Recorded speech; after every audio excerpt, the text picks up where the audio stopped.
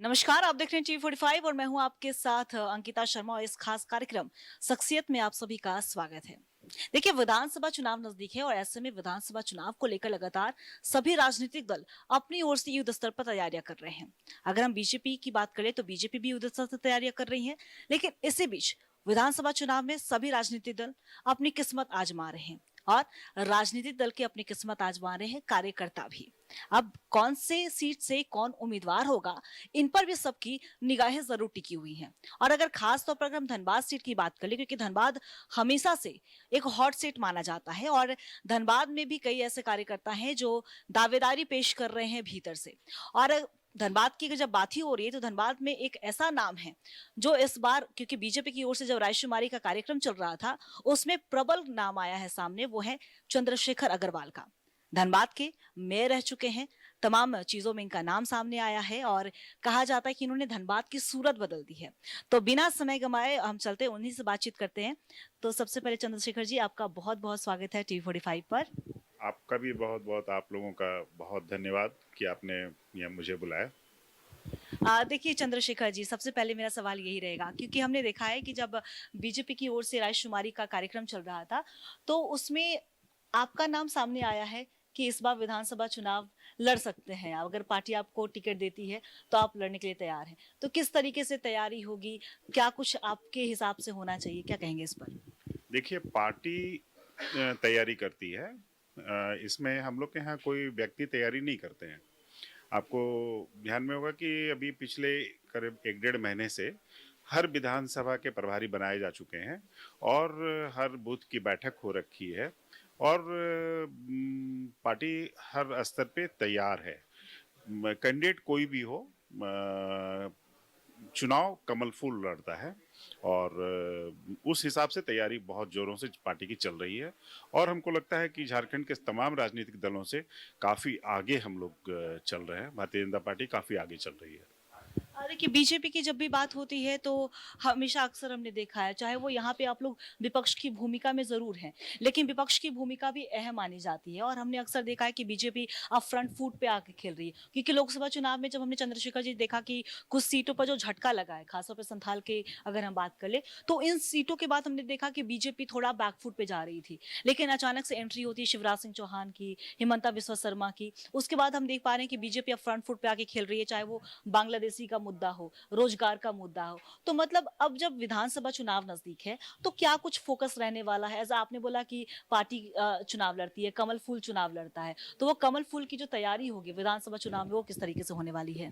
मैंने इसलिए कहा कमल फूल चुनाव लड़ता है क्योंकि Bharatiya Janata party as a whole जब अपना चुनावी एजेंडा देती है और जनता के सामने अपने वादे रखती है तो अपने 5 साल में उसको पूर्णतया वो निभाती है। वो ऐसी कोई बात बोलती ही नहीं है कि जो वो ना कर सके और 100% सारे वादों को वो निभाने का काम करती है अपने 5 साल में और जनता को इस चीज पे भरोसा है। इस सरकार ने क्या किया कि इन्होंने जितने भी वादे किए, चाहे बेरोजगारी भत्ता देने की बात की हो ग्रेजुएट एंड अपर ग्रेजुएट के लिए, या 5 लाख नौकरियां देने की बात की हो, या महिलाओं को जो देने की बात की हो, वो सब कुछ नहीं करके बल्कि जो योजनाएं चल रही थी 1 रुपए की रजिस्ट्री और बहुत सारी योजनाएं सबों को इन्होंने बंद किया। किसान सम्मान निधि जो 5,000 रुपया प्रति एकड़ और 5 एकड़ तक को 25,000 रुपये जो दिए जा रहे थे, सबको इन्होंने बंद किया। मतलब किसान जो कि झारखंड के बहुत सफरर होते हैं, झारखंड में किसानी के लिए थोड़ी प्रॉब्लम है, उसको जो हेल्प 6,000 रुपया केंद्र सरकार से और लगभग 25,000 रुपया यहाँ मिलके 31,000 रुपया हो जा रहे थे 5 एकड़ तक वालों को, उनको पूरी तरीके से बंद किया। मतलब जो मूल रूट था जहाँ से कि प्रदेश का उत्थान हो सकता था और जीडीपी में योगदान हो सकता था, उन तमाम कामों को इन्होंने रोका और जो एंटी इनकम्बरेंसी सरकार की है वो सिर चढ़ के बोल रही है और एक एक जनता अभी देख रही है कि वो ठगा सा महसूस किया। 5 साल को किस तरीके से इन्होंने बर्बाद किया हम लोगों का, हमारे भविष्य का, ये जनता पूरी तरह से समझ गई है। तो फ्रंट फुट पे खेलने का तो समय है ही है। बिल्कुल देखिए चुनाव है तो फ्रंट फुट पे जाहिर सी बात है अब खेलना तो बनेगा क्योंकि चुनाव नजदीक है कभी भी बिगुल बच सकता है। देखिए चंद्रशेखर जी थोड़ा सा हटके अगर हम बात करें, अगर हम आपकी ही बात करें, आप मेयर रहे यहाँ के और उसके बाद मेयर के रूप में आपने बहुत सारे काम किए जिसके बाद से आम जनता भी आपकी सराहना करती है, चाहे वो गोल्फ ग्राउंड की तस्वीर बदलने की बात हो जो अभी पहले बेकार बांध के नाम से जाना जाता था उसकी तस्वीर बदलने की बात कर ले। लेकिन आप पूर्व मेयर रह चुके हैं, यहाँ के मेयर रह चुके हैं, आपने सब कुछ देखा है और यहाँ की सूरत जरूर बदली है धनबाद की। तो ऐसे में क्या आपके हिसाब से क्या लगता है, क्या कुछ वो खलल रह गई है, क्या कुछ वो कमी रह गई जो धनबाद को और दिया जा सकता तो आप और दे सकते थे अगर आप अभी मेयर रहते तो? देखिए, धनबाद डीएमएफटी का शहर है। यहाँ माइनिंग, तगड़ी माइनिंग होती है और माइनिंग की जो 30% रॉयल्टी हमारे यशस्वी प्रधानमंत्री नरेंद्र भाई मोदी जी ने जो डायरेक्ट डिस्ट्रिक्ट को दिया, उस डीएमएफटी से हम लोग ने बहुत सारे काम किए। जैसे 1042 करोड़ का वाटर सप्लाई स्कीम हम लोग का डीएमएफटी से है। अभी अभी जो मुख्यमंत्री जी ने जिस फ्लाईओवर का शिलान्यास किया है, ये हमारे धनबाद नगर निगम की बोर्ड ने इसको पास किया था और हम लोग सारा पैसा ये डीएमएफटी का पैसा है और हमारी बोर्ड ने इसको पास किया था और ये लोग लगातार 5-6 बार टेंडर करके उसको नहीं करवा पाए। लास्ट में अभी हुआ। मतलब आप समझें कि ये शहर जो डीएमएफटी का शहर है, डीएमएफटी की धमक इस शहर में होनी चाहिए। ये शहर दिखना चाहिए कि ये शहर 500 करोड़ रुपया सालाना से आच्छादित है और उसके उसमें जो शिक्षा में और जो स्वास्थ्य में मूल-चूल इसमें बातें आनी चाहिए। आपको एक मैं ध्यान दिलाऊं कि हम लोग दंश झेलते हैं ब्लास्टिंग का। वो सल्फर डाइऑक्साइड के फॉर्म में झेलते हैं और जो डस्ट आती है उसके फॉर्म में झेलते हैं। तो दोनों का जो मलहम लगाने के लिए जो 500 करोड़ रुपए हमें सालाना मिलते हैं, वो भी बैंकों में जाके जमा होते हैं। बैंक की शोभा बढ़ाने के लिए वो पैसे नहीं आए, वो पैसे जनता के काम के लिए आए और वो जनता के काम में नहीं आ रहे हैं। और ये बड़ी मतलब दुखद पहलू है कि इतना पैसा होने के बावजूद ये शहर और आगे करवट नहीं ले रहा है। ये बहुत खलता है और इसको हम लोग यहाँ के जो यूथ हैं, यूथ अपना भविष्य आराम से इसमें संभाल सकते हैं और बड़ी लंबी छलांग लगा सकते हैं। क्योंकि दो यहाँ पे के बगल में पोर्ट हैं, 6 घंटे 7 घंटे पे। एक उड़ीसा पोर्ट है, दूसरा बंगाल का हल्दिया पोर्ट है। ये दो पोर्ट हमारे बगल में होने के बाद और हमारे माइंस में पानी होने के बावजूद और हमारे पास कोयला होने के बाद और हमारे पास यंग जो एनर्जी है होने के बाद शहर करवट नहीं ले रहा है। ये बहुत दुखद है। मतलब आप ये मान रहे हैं कि धनबाद में जो विकास की जो रफ्तार जो पकड़नी चाहिए थी वो कहीं ना कहीं वो धीमी पड़ गई। लेकिन आपके वक्त की अगर हम चंद्रशेखर जी बात कर ले तो केंद्र में भी बीजेपी की सरकार, यहाँ पर भी बीजेपी की सरकार थी। तो उस समय क्या मतलब अभी जो आप कह रहे हैं कि जो सरकार है अभी सत्ता पक्ष यानी कि हेमंत सरकार की जो योजनाएं चला रही है वो कहीं ना कहीं रोजगार नहीं दे रही है, युवाओं को जो एनर्जी मिलनी चाहिए थी सरकार की तरफ से वो नहीं मिल रही है। तो उस समय क्या ऐसा नहीं हो सकता था? उस समय क्या लूप होल रह गई? देखिए, उस समय हुआ था। आपको सिलाई के क्षेत्र में रघुवर जी की जब सरकार थी, तो जितने वर्कर वहाँ काम कर रहे थे, उनको प्रति माह 5,000 6,000 रुपया महीना सरकार की तरफ से मिलता था, जितने वर्कर, जितने लोग वहाँ काम कर रहे थे। और ये जो राशि थी, ये बहुत बड़ी राशि थी उस इंडस्ट्री के लिए, जो उनको यहाँ सर्वाइव करने के लिए बहुत सपोर्ट कर रही थी। ये जो सब्सिडी थी, लेबर बेस्ड सब्सिडी, आप जितने लोग को एम्प्लॉय करोगे उस हिसाब से सरकार पैसा दे रही थी। तो आप सोच सकते हैं कि जिसके इंडस्ट्री में लेबर कॉस्ट नगण्य हो जाए तो वो कितना फले फूलेगा और हमारे बच्चे भी कितने आगे बढ़ेंगे। सारी योजनाएं को जो बंद करके और ठंडे बस्ते में डाला गया और जो छलावा हुआ हमारे साथ, उसको और आगे बढ़ाना था इस सरकार को। मतलब हजार जो रांची में और बहुत जगह हो रहा था, हम लोग धनबाद में भी उन सबको लेके आए थे। वो यहाँ तैयार थे काम करने के लिए, लेकिन तब तक सरकार बदली और सारे के सारे काम रह गए, जिसको और सरकार को 5 साल में कई फोल्ड आगे बढ़ाना था, नहीं बढ़ा और जिसका दंश आज हम लोग झेल रहे हैं। देखिए दंश से आपने एक ब्लास्टिंग की भी बात की। चंद्रशेखर जी, हमने अक्सर इस तरह की खबरें जो हमारे पास सामने आती है कि हेवी ब्लास्टिंग हुआ है, कभी पूरी जो ज़मीन है जो वो फट गई है, उसके पूरा घर समा गया है। तो खास तौर पर अगर हम झरिया क्षेत्र की ही बात कर ले, तो झरिया में अग्नि प्रभावित कई ऐसे इलाके हैं जो विस्थापितों का जो प्रॉब्लम है वो भी है। उन्हें विस्थापित तो कर दिया गया, लेकिन जो मूलभूत सुविधाओं से उनको जोड़ने की एक जो मुहिम जो लाई गई थी, उनसे हम देख रहे हैं कि वो पीछे हट गए हैं। रोजगार के लिए विस्थापित तो कर दिया गया, लेकिन रोजगार के लिए उन्हें दूर जाना पड़ता है, जिसकी वजह से पलायन की भी स्थिति उत्पन्न हो जाती है। तो ब्लास्टिंग का ये जो पूरा मामला है, ये बहुत सालों से चलता आ रहा है और अभी भी ऐसी जो हमने देखा है कि आग निकल रहा है, लेकिन उसी क्षेत्र में रहने को लोग मजबूर रहते हैं। तो अगर विधानसभा चुनाव बीजेपी की अगर सरकार आती है, तो क्या कुछ उस पर पहल होगी? देखिए, सबसे बड़ी पहल तो विस्थापन पे होगी। और अगर बीजेपी की सरकार आती है तो हम लोग यहाँ से लेके दिल्ली तक लगेंगे, क्योंकि सिंदरी फर्टिलाइजर, मैथन पावर, इन सब के भी विस्थापित जो यहाँ पे हैं, उनसे लेकर के और कोल विस्थापन तक काफ़ी लंबी लिस्ट है विस्थापित की। चूंकि प्रधानमंत्री जी की एक स्कीम है, प्रधानमंत्री आवास योजना, और हर को घर देना है, उसमें जिनके पास जमीन है नहीं है सबको घर देना है। तो इन जितने भी विस्थापित हैं सूचीबद्ध करके और प्रधानमंत्री जी और नीति आयोग से बात करके उस एक बड़ी योजना यहाँ पे बनेगी, क्योंकि सरकारी जमीन भी काफ़ी है और योजना भी सरकार के पास है। उसको केवल क्रियान्वयन करने की बात है और उसके बाद ये प्रॉब्लम को सॉल्व किया जाएगा। 8 लेन की सड़क की भी आपने बात की चंद्रशेखर जी, बिल्कुल 8 लेन सड़क मिलने से कहीं ना कहीं धनबाद वासियों को राहत जरूर मिली है। लेकिन हमने देखा कि जब 8 लेन सड़क का उद्घाटन हो रहा था, मुख्यमंत्री हेमंत सोरेन ने जब उसका उद्घाटन किया, तो उसके बाद आप मुखर होते हुए नजर आए और आपने जो कह सकते हैं कि जो आरोप लगाया कि वो काम निगम की हुआ। आपने अभी कहा कि निगम का वो देन है, पास हुआ था, उसके बाद सरकार के पास गया। तो जो 8 लेन का जो सड़क है, ये आप लोगों की भी पहल थी। और धनबाद की अगर बात आती है, तो चंद्रशेखर अग्रवाल का जरूर नाम आएगा, क्योंकि धनबाद की थोड़ी सी भी सूरत बदली है उसमें।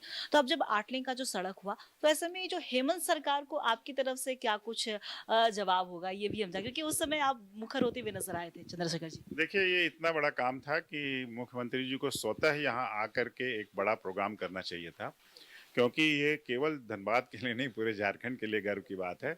जिस तकनीकी के साथ ये सड़क बनी है और इसके जितने फीचर्स हैं, ये झारखंड और बिहार के किसी भी सड़क के किसी भी फीचर में ये फीचर्स नहीं है। इसलिए पूरे मतलब सोच समझ के 1.5 साल के टाइम दे करके डीपीआर तैयार करके इसको बनाया गया था।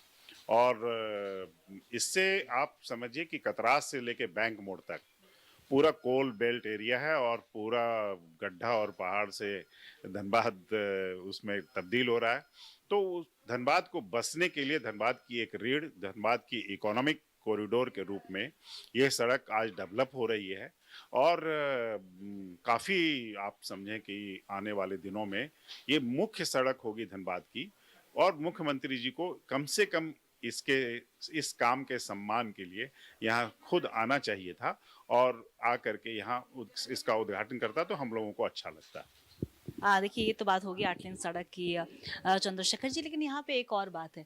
चंद्रशेखर अग्रवाल का, जैसे कि हमने पहले भी कहा कि एक शख्सियत के रूप में अगर जाने जाते हैं, तो धनबाद की सूरत बदलने में सबसे पहले आपका नाम जरूर आएगा। लेकिन जब हम जानकारों से जानते हैं, राजनीति जानकार जो है, वो एक सवाल लेकर आते हैं कि चंद्रशेखर अग्रवाल ने अपना संगठन खड़ा नहीं किया। तो आप इसके बारे में क्या सोचते हैं? क्योंकि अगर विधानसभा चुनाव में आते हैं, तो सबसे महत्वपूर्ण कार्यकर्ता और एक संगठन ही आता है। तो इसे लेकर भी थोड़ा बताइए। देखिए, जिसको आप अपना संगठन बोलते हैं, ये गुटबाजी होती है। मैंने गुटबाजी नहीं की है। संगठन पार्टी का संगठन है और हम हमेशा पार्टी के संगठन के साथ रहे हैं। पार्टी में जो भी जिस पद पे है वो मेरा है, इस भाव से हम रहे हैं। और व्यक्तिगत कोई व्यक्ति मेरा हो तेरा हो, इस गुटबाजी में हम कभी नहीं रहे हैं और न कभी रहेंगे। देखिए, गुटबाजी की जब बात हो रही है, तो अक्सर हमने देखा है कि बीजेपी की तरफ से कई संगठन, आपने कहा कि वो जो संगठन होते हैं, यानी कि वो गुटबाजी करते हैं। तो अब चंद्रशेखर अग्रवाल जी, अगर टिकट आपको मिलता है पार्टी की तरफ से, आलाकमान आपको देती है कि लड़िए चुनाव, और हम देख रहे हैं तैयारी भी बहुत जोरों शोरों से की जा रही है। तो इसको कैसे साधिएगा? क्योंकि गुटबाजी तो ऐसा नहीं है, वो तो होता ही रहेगा। जो आप संगठन की बात कर रहे हैं कि वो गुटबाजी जो हम जिस पोज़ीशन पे हम उसको फ़ॉलो करते रहे हैं और हमेशा उसी लाइन पे चलते रहे हैं। लेकिन अगर आपको ज़िम्मेदारी मिलती है, तो इसको आप किस तरीके से कैसे साधिएगा जो गुटबाजी ये सब हो रही है पार्टी में? देखिए, भारतीय जनता पार्टी के तमाम कार्यकर्ता भारतीय जनता पार्टी के कार्यकर्ता हैं। कोई भी अगर ये सोच रहे हैं कि उनको घुमा-फिरा रहे हैं तो वो उनके कार्यकर्ता हो गए, ऐसा होता नहीं है। और जब भी चुनाव आता है, सारे कार्यकर्ता एकदम एक सुर में काम करते हैं और पार्टी को जिताने का काम करते हैं और उसमें कोई तेरा-मेरा करते नहीं हैं। इसलिए उसमें कहीं कोई दिक्कत नहीं है और कोई भी चुनाव लड़ेगा, कोई भी व्यक्ति चुनाव लड़े, जो भी भारतीय जनता पार्टी का कार्यकर्ता चुनाव लड़ेगा, सारे कार्यकर्ता एकदम जी जान से उसमें लगेंगे और चुनाव जीतेंगे हम लोग। आप देखिए एक और आप बोकारो जब लोकसभा चुनाव हो तो आपको बोकारो का प्रभारी बनाया गया था। अभी भी आपके ऊपर बोकारो की ही ज़िम्मेदारी है। लेकिन धनबाद की भी ज़िम्मेदारी साथ में हो सकती है क्योंकि अगर हम बीजेपी की बात करें तो बीजेपी का कहा जाता है पार्टी विथ नो डिफरेंस और वही मेरा सवाल जिस तरीके से मैंने पहले भी कहा कि जो गुटबाजी हो रही है तो अब मान लीजिए कि बोकारो की ज़िम्मेदारी आपकी, धनबाद की ज़िम्मेदारी भी अब आपके कंधे पर आती है।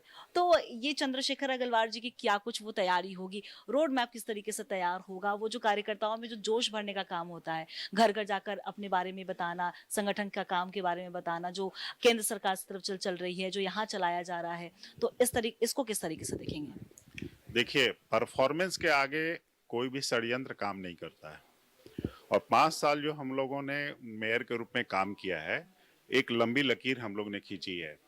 चाहे भूईफोड़ पहाड़ी पे झारखंड का सबसे बड़ा वाटर टैंक, मैथन से पैरेलल पाइपलाइन लाना और घर-घर नल जल का काम हम लोगों ने अपने पैसे से, जिला के पैसे से करना। जिला में बहुत सारी सड़कें बनाना, गली की सड़कें बनाना, स्ट्रीट लाइट 1168 से 45,000 में कन्वर्ट करना, स्वयं सहायता समूह की 22,000 महिलाओं को रोजगार से जोड़ना।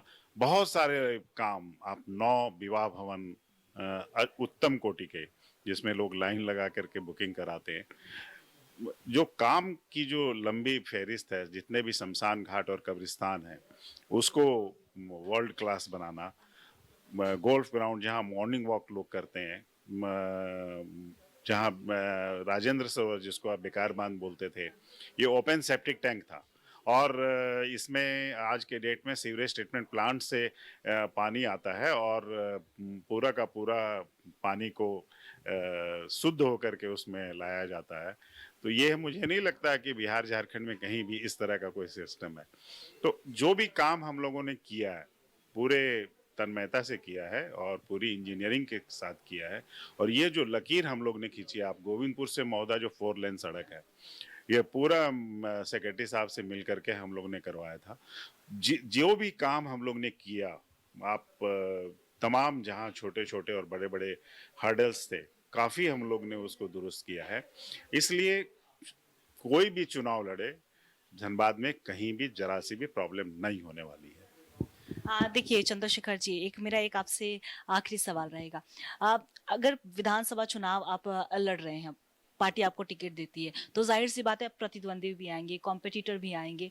तो उन कॉम्पिटिटर को क्या कुछ क्योंकि कांग्रेस की बात करें जेएमएम जिनसे भी टिकट किसी को मिले, कोई भी चुनाव लड़े, तो उनको क्या कुछ संदेश और उनको क्या कुछ चुनौती रहेगी? देखिए, कोई चुनौती तो भारतीय जनता पार्टी के तरफ से जो काम हो रहा है, कहीं कोई चुनौती है ही नहीं और कोई भी कैंडिडेट आ जाए, जिस भी दल का, जैसे यहाँ तो कांग्रेस लड़ती है, तो दूर-दूर तक मुझे नहीं लगता कि कोई भी कैंडिडेट टिकने वाला है। क्योंकि जो काम हो रखे हैं धनबाद में, उसके आगे मतलब कोई भी कैंडिडेट दूर-दूर तक नहीं है और ना कोई यहाँ पे पब्लिक विश्वास करने जा रही है क्योंकि पब्लिक के ज़हन में जो काम धनबाद में हुए हैं, वो काफ़ी ज़बरदस्त हुए हैं और उसका रिवार्ड जो भी जनप्रतिनिधि यहाँ से लड़ेंगे उसको मिलेगा। बहुत बहुत शुक्रिया चंद्रशेखर अग्रवाल जी आपका हमारे साथ जुड़ने के लिए और अपना कीमती समय देने के लिए। तो ये थे हमारे साथ पूर्व मेयर धनबाद के चंद्रशेखर अग्रवाल जी, जिनसे तमाम मुद्दों पर हमने बात की, चाहे वो ब्लास्टिंग का मुद्दा हो, विधानसभा चुनाव की रणनीति का मुद्दा हो, क्या कुछ विजन रहेगा, क्या कुछ फोकस रहेगा। तो उन तमाम मुद्दों पर चंद्रशेखर अग्रवाल जी ने मुखरता से अपनी बातों को रखा है। और इन्होंने साफ तौर पर ये भी, जो भी उनके प्रतिद्वंदी आएंगे, उन्होंने सीधे तौर पर ये कहा है कि बीजेपी अगर चुनाव लड़ती है तो ये इन चीजों पर फोकस रहेगा, धनबाद के विकास पर फोकस रहेगा। तो ऐसे में फिलहाल शख्सियत में इतना ही। अपने सहयोगी गणेश के साथ मैं अंकिता शर्मा, T45 धनबाद।